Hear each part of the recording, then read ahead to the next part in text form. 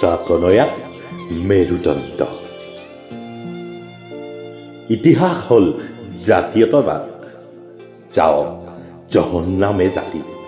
আহৰি নাই কাৰো আজি, কেউপিনে আছে মাথো সুবিধাবাদ।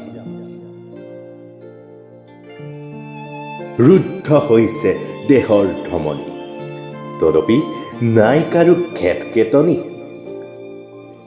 চাকনৈয়াই ভাঙি দিলে মেৰুদণ্ড, কবিতাটো হেৰাব অৰ্থনীতিৰ ছন্দ।